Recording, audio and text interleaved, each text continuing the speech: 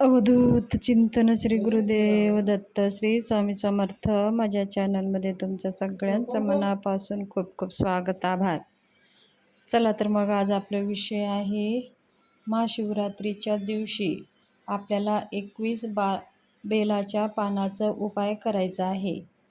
समजा तुम्हाला महाशिवरात्रीच्या दिवशी जर हे उपाय करता नाही आलं तर तुम्ही प्रत्येक महिन्याच्या कोणत्याही शिवरात्रीला तुम्ही हे उपाय करू शकता, किंवा तुम्ही सोमवारी आणि प्रदोषच्या दिवशीही तुम्ही हे उपाय करू शकता. आणि तुम्ही 11 वेळेस हा उपाय करू शकता किंवा 21 वेळेस करू शकता. तर आपल्या लवकर मनोकामना पूर्ण होण्यासाठी हे उपाय आपल्याला करायचे आहेत. भगवान शंकराची कृपा आशीर्वाद प्राप्त करण्यासाठी, तसेच आपल्या मनातले जे इच्छा आहे, जे आपले कार्य आहे ते पूर्ण होत नसेल तर हे उपाय तुम्हाला खूप लाभदायी ठरणार आहे. भगवान शंकर हे देवाचे देव महादेव आहेत. ते लवकर प्रसन्न होणारे देवता आहेत. ह्या देवतांसाठी आपल्याला जास्त काही करायची गरज नाही. फक्त एक बेलाच्या पानाचं मनाभावे अर्पण केल्याने भगवान शंकर लवकर प्रसन्न होतात. म्हणून आपल्याला विशेष तिथीवर काही विशेष असे उपाय केले तर त्याचे अजून जास्त लाभ आपल्याला प्राप्त होतात. तर महाशिवरात्रीच्या दिवशी आपल्याला काय करायचं आहे, 21 बेलं आपल्याला लागणार आहेत.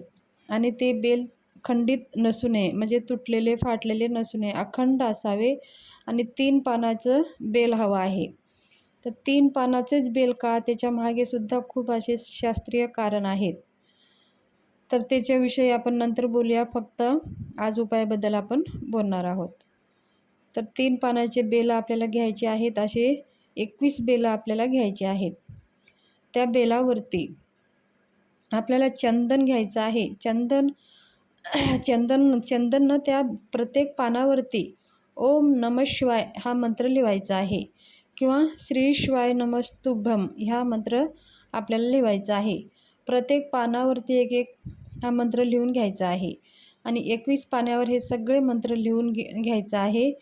आणि महाशिवरात्रीच्या दिवशी आपल्याला हे पानं भगवान शंकराच्या मंदिरात घेऊन जायचं आहे.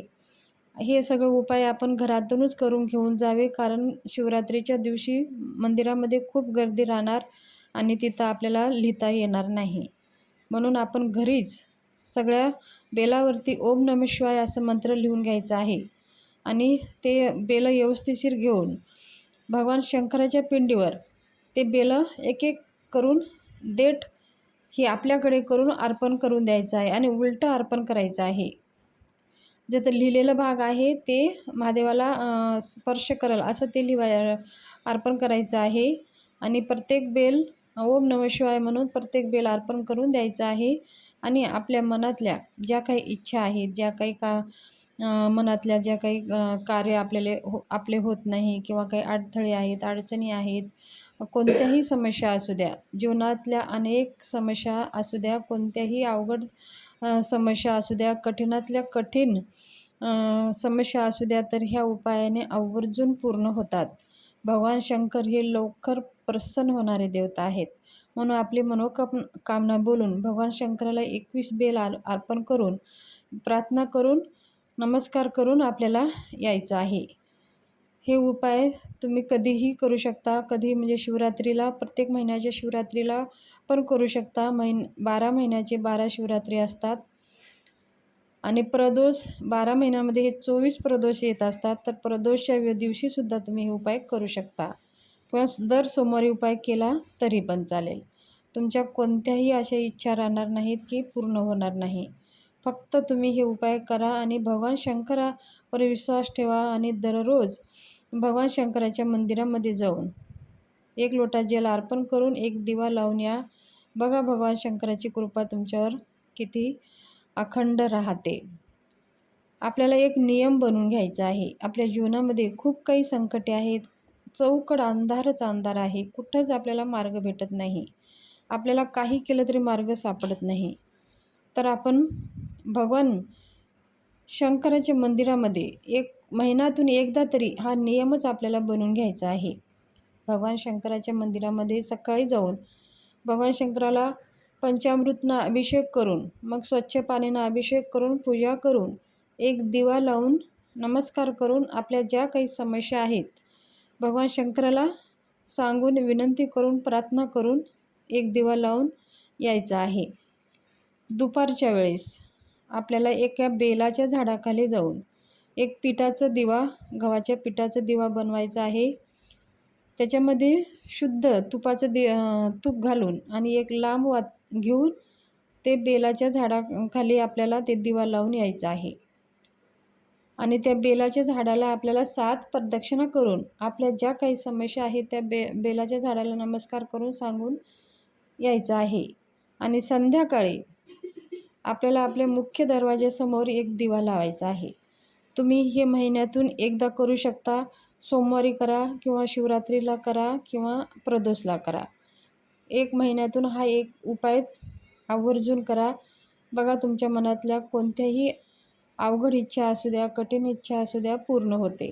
तसेच महाशिवरात्रीच्या दिवशी आपल्याला भगवान शंकराच्या पिंडीवर आपल्याला अभिषेक करायचा आहे. सकाळी लवकर उठून स्नान करून आपल्याला सूर्याला जल अर्पण करून आपल्या घरामधल्या भगवान शंकराच्या मूर्तीवरती आपल्याला रुद्राभिषेक करायचा आहे.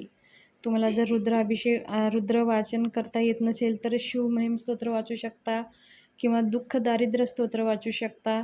नाहीतर मग तुम्ही 108 वेळेस महामृत्युंजय मंत्र म्हणून आपल्याला भगवान शंकराच्या पिंडीवर अभिषेक करायचा आहे. आपण दुधाने करू शकता किंवा शुद्ध पाण्याने अभिषेक करू शकता. मग अभिषेक करून ते काही तीर्थ जमा झालेलं आहे, तीर्थ ते आपण काढून सगळ्यांनी, ते घरच्या लोकांनी ते तीर्थ आपल्याला प्यायचं आहे. त्याच्यानंतर भगवान शंकराची मूर्ती पिंड आहे स्वच्छ धुवून घ्यायची आहे, पुसून घ्यायची आहे आणि स्वच्छ पांढरं कपडा अंतरायचा आहे. त्याच्यावरती भगवान शंकराची पिंड स्थापना करायची आहे. त्याचबरोबर भगवान शंकराला अत्तर लावून घेऊन त्याच्यानंतर पांढरे फुलं असे घालून मस्त भगवान शंकराच्या पिंडीला असे सजवून घ्यायचं आहे.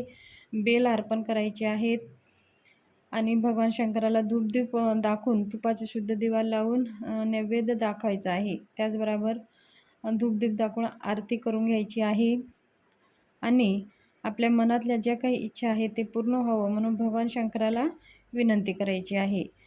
त्याचबरोबर त्या महाशिवरात्रीच्या दिवशी शिवलीला अमृतांचं 11वा अध्यायाचं वाचन आपल्याला आवर्जून करायचं आहे. जमत असेल तर तुम्ही शिवलीला अमृताचं पूर्ण एका पोथीचे एक पारायण तुम्ही करू शकता. 15 अध्याय आहेत आणि ते अत्यंत फलदायी आहे. ते प्रत्येक अध्यायाचे कोणती फलदायी आहे ते माझे व्हिडिओ आलेला आहे. ते आवर्जून चॅनलवरती जावा.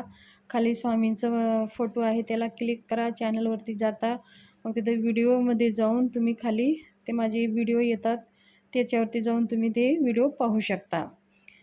प्रत्येक अध्यायाची कोणती फलश्रुती आहे, कोणता अध्याय वाचल्याने आपल्याला कोणते फायदे होणार आहेत ते सगळं त्या व्हिडिओमध्ये माहिती मी दिलेली आहे. तर ते व्हिडिओ एक जाऊन आवर्जून तुम्ही पाहू शकता. आणि शिवलीला जर पूर्ण एक ग्रंथ वाचायला जमत नसेल तर 11वा अध्याय आवर्जून वाचा. 11वा अध्याय जरी तुम्ही वाचला तर पूर्ण पोथी वाचल्याचं पुण्य प्राप्त होईल.